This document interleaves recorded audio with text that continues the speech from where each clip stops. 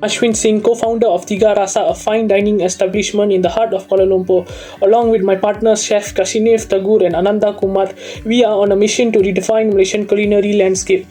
At Tiga Rasa, we are not just creating meals, we are telling a story of our diverse culture heritage through food. Chef Kashinevs, an award-winning chef, bring years of experience in both traditional Malaysian cuisine and global fine dining. Ananda leads the vision, making sure we stay rooted in sustainability and innovation, while I focus on delivering warm, impeccable service that makes every guest feel at home. We want to elevate Malaysian cuisine to international standards, bringing the rich flavors and traditional of our multicultural background to the world. Tiga Rasa is more than a restaurant, it's a celebration of who we are, a space for sharing incredible food, and a destination for those seeking something truly special. Come join us and experience the true taste of Malaysia. As for the nature of our business, Restaurant Tiga Rasa is a fine dining restaurant that celebrates the intricate flavors of Malaysia's diverse cultural heritage through an innovative menu and an immersive dining experience. Situated in the heart of Kuala Lumpur, the restaurant offers an intimate and luxurious setting designed to captivate the senses and transport guests on a culinary journey throughout Malaysia. Our signature offerings such as rendang daging wagyu, laksa with a contemporary twist, and of course our award-winning turkey biryani is our exemption for Tiga Rasa's commitment to excellence and its creativity. The sustainability and community are at the heart of Tiga Rasa's operations as well. The restaurant prioritizes locally sourced ingredients by partnering with local farmers, fisheries and artisans. By doing so, Tiga Rasa supports the local economy as well as the local business. In conclusion, Tiga Rasa is more than just a dining establishment. It serves as an ambassador to Malaysia's culture with innovative approaches. Today I'm excited to share how we craft a profitable restaurant business by combining a smart financial decision with exceptional food experience. So to set up our restaurant, we carefully manage our initial cost which is total 170,000 ringgit that include 68,000 ringgit interior design and renovations, and 51,000 ringgit for kitchen equipment and groceries, and 25,500 for the utilities and technologies, and also 8,500 for the marketing and branding purpose. So on average we serve 120 customer daily with an equal mix of Indian and Malay cuisines and tastes. So our food package like the paneer tikka and rendang tok delights generate 3,500 ringgit in a daily revenue. So this translate 105,000 ringgit monthly and impressive of 1.26 million annually. With our fixed cost 240,000 ringgit per year and variable cost totaling 650,000 ringgit, our annual expense amount was 890,000 ringgit. So we subtracting this cost expense all, we actually achieve a healthy profit which is 360,000 ringgit annually, which is about a 28.8% profitability of our restaurant. Okay, let's look at the cost and profitability of restaurant Tiga Rasa. Our initial setup cost was 170,000 ringgit and covering renovation, kitchen equipments and groceries, utilities and permits, and also marketing. So we serve 120 customers averagely daily, generating with 3,500 ringgit in a daily revenue or 1.26 million annually. So our total cost was 897,000 ringgit, including 650,000 ringgit in a variable cost and so 240,000 ringgit with the fixed cost. So this will give us a yearly profit with a 360,000 with a profit margin of 28.8%. Next, let's talk about the break-even point of our restaurant Tiga Rasa. So first, we have a fixed cost which include a rent 120,000 per year, and also staff salaries 96,000 per year, and also utilities 24,000 ringgit per year. And so altogether our total fixed cost was 240,000 ringgit annually. So on the variable side, we spend about 15 ringgit per package for the ingredients and packaging. Meanwhile, on our average selling price per package was 35 ringgit lah.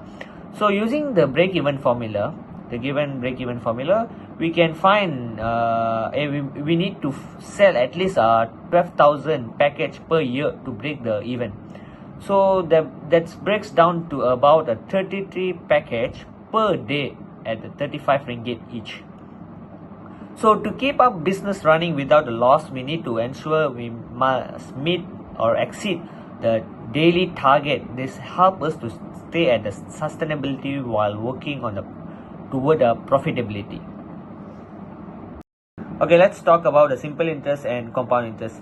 According to the loan comparison between a bank, Maybank and mBank, the both offering the lowest interest rate, which is 3%. First of all, simple interest for 240,000 ringgit loan over 10 years, the total interest work out as, we can use the formula, we get 72,000 ringgit, which means the total repayment amount will be 312,000 ringgit. So now, while using a compound interest formula, calculate the repayment we get as 539.93 ringgit. So comparing the two simple interest is the clear winner. It's over 10,000 ringgit cheaper than compound interest, which make a big difference when you paying off a loan. Okay, let's look on the cash flow diagram. For the single cash flow, for the restaurant business cash flow, we're looking at an initial investment of 170,000 ringgit, which is the present value we use. Then the business is expected to make a strong annual profit, 28.8%, meaning it can grow pretty quickly after 10 years. The future value will be hit 2.13 million averagely lah. So it's showing just how much the business can make in the time. Okay, let's look on the inflow and outflow of cash flow diagram. Here you can see our cash flow with the inflow and outflow with the 10 years of business. So far, still we reach a profit even we got an outflow. So there is no loss during the years of period of our business. But there is a slightly difference with each of year to reach a positive cash inflow. On discussing about the other ways on how we could grow our money, that's when the idea of fixed deposit, or in other words, the idea of discrete compound interest came into our mind. So when we were doing our research about which bank offers a higher interest in their fixed deposit, that's when Agrobank came across our mind. So we did some research, and comparatively, Agrobank's interest was much higher compared to other banks, which was 3.45% at that time. And doing our calculation, we noticed that doing a semi-annual compound would actually give us a higher profit. That's when we found our nominal interest rate, it was going to be 1.725% per semi-annual. And according to our calculation, through this method, our effective annual interest rate for an entire year would be around 3.48%. And the total money at the end of 10 years, let's just say 10 years is going to be our lifetime. At the end of 10 years, our total money would be around 351,960.54 cents, which is quite high. And the percentage of profit earned in this way would be around 40%, would be actually more than 40%. As for our interest factor, well, interest factor is basically a multiplier calculated using temporal value of money used to calculate the future of present worth. Going back to our topic, our interest factor would be around 1.4038, which is also quite high. As for the profitability analysis of a single project, the minimum attractive rate of return (MARR) of Tiga Rasa was set to be 12%. Well, according to Tiga Rasa, the initial investment is 170,000. Our annual profit would be around 363,000, and since we set our MARR to 12%, we expect our lifetime to be around 10 years. With this and the calculation that we did, we noticed that our net present value would be around 1,880,031 ringgit. since it's more than since the net worth present is more than zero, this business is actually considered profitable, whereas the net future worth would be around 5,842,197 ringgit, same as previously. Since the net future worth is more than zero, this business is also considered profitable. As for the net annual worth, it's going to be 332,913 ringgit, which is also more than zero, which also proves that this business is financially sustainable. As for the IRR, it's almost 100%, indicating that the project is highly profitable. As for the ERR, it's around 43.64%, which is much more than the MARR, about 12%, also indicating the project is also highly profitable. As for the liquidity analysis of our project, our SPP came around 6 months, which means we are managed to pay back our initial investment in 6 months. As for our discounted payback period, considering the discounted rate, we could manage to pay back our initial investment in less than 1 year, but more than the SPP suggested, which is more than 6 months.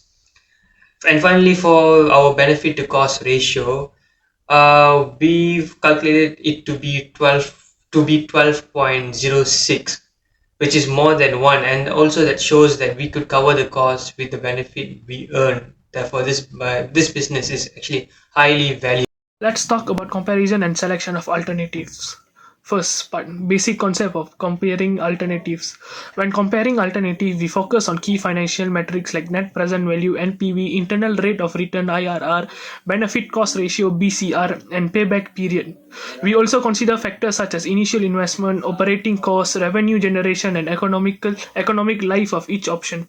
For example, our analysis compared two restaurant locations. Location A required a high initial investment of 4,000 but had a higher revenue potential, whereas location B with an initial investment of RM20,000 had lower operating costs. Based on MPV calculation, location B was chosen as better alternative. Exclusive alternative means choosing one option eliminates the others. In our case, we evaluate a traditional clay tandoor versus an electric tandoor. The traditional tandoor was cheaper RM15,000 but had a shorter lifespan of 5 years. The electric tandoor cost 40,000 but provide higher annual savings of RM12,000 and lasted 10 years. While the traditional option had a quicker payback, the electric tandoor was selected for its long-term efficiency. Incremental internal rate of return method. To evaluate higher cost alternative, we use the incremental IRR method. For instance, when comparing a standard refrigerator costing RM8,000 with RM2,000 in annual savings and a premium refrigerator costing RM15,000 with 3,500 in annual savings, the incremented IRR was calculated at approximately 14%. Since this exceeded the required rate of return, the premium refrigerator was selected. Useful lives and study periods. When alternatives have different lifespans, we use the annual worth method. For example, we compare two ovens. Oven A costs RM10,000 with a 5-year life, while oven B costs 18,000 with a 10-year life.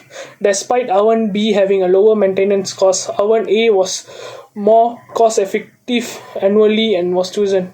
Repeatability assumption. The repeatability assumption consider alternative with shorter lives being repeated indefinitely. For example, we evaluate dining tables. Cheap tables cost RM2,000 and last 5 years, while expensive table cost 6,000 and last 10 years. Over a 10-year period, the cheap tables were more economical at a total cost of RM4,000 and were selected. The co-terminated assumption aligns study periods for alternative with different duration. For example, we compare short-term and long-term supplier contracts.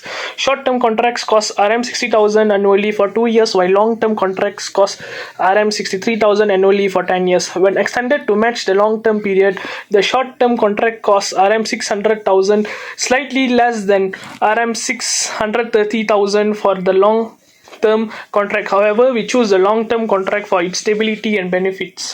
Talk about replacement analysis. First, its reason for replacement. We identify several reasons for replacing equipment, including increased maintenance cost, technological advancement, and energy savings. For instance, our old dosa griddle costs Rm 3,000 annually to maintain, whereas a new one costs only Rm 600 per year. Replacing the griddle reduces cost significantly and improve efficiency. Secondly, economic life of a challenger and defender. The economic life of a defender or exiting equipment is compared to that of a challenger or a new equipment. For example, our old refrigerator costs Rm 100,000 initially with a Rm 3,000 annually operating cost and a 2-year life remaining. A new refrigerator costs Rm 200,000 but had a lower operating cost of Rm 1,200 annually and a 10-year lifespan. The annual cost of the old refrigerator was Rm 55,285, while the new one was Rm 40,054. We choose the new refrigerator to save Rm 15,231 annually. Replacement without retirement. Replacement without retirement applies when outsourcing is cheaper or more efficient than maintaining in-house operation. For example, in-house dessert preparation costs Rm 7,000 annually while outsourcing costs Rm 4,000. Outsourcing saves Rm 3,000 annually, making it a better option. Let's talk about depreciation. For the first depreciation, it's tax, economic, and book depreciation. Depreciation is categorized into tax, economic, and book depreciation. Tax depreciation reduces taxable income. Economic depreciation reflects to value loss, and book depreciation is used for financial reporting. Method of book depreciation. We evaluate several methods of book depreciation, including straight line, declining balance, and units of production. Each method serves different financial needs. Talk about straight line method. The straight line method spreads depreciation equally over an asset's life. For example, a tandoor oven costing Rm 15,000 with a salvage value of Rm 3,000 and a 5-year lifespan has an annual depreciation of 2,400. Declining balance method. The declining balance method applies a fixed rate to a remaining book value. For instance, a refrigerator costing Rm 10,000 with a 20% depreciation rate has a year 1 depreciation of Rm 2,000. Double declining balance DDB method. The DDB method doubles the straight line rate. For example, a dishwasher costing Rm 12,000 depreciate by Rm 6,000 in year 1, reflecting rapid value loss yearly on. Declining balance with switch to straight line. This method starts with declining balance depreciation and switches to straight line when beneficial. For example, a foot warmer costing Rm 8,000 switches to straight line in year 3 to maximize depreciation. We talk about unit of production method. The method calculates depreciation based on usage rather than time. For example, a dough mixer costing Rm 9,000 with a salvage value of Rm 1,000 and a total output of 100,000 loafers has a depreciation cost of Rm 0.08 per loaf. In year 1, producing 3,000 loaf resulted in depreciation of Rm 2,400.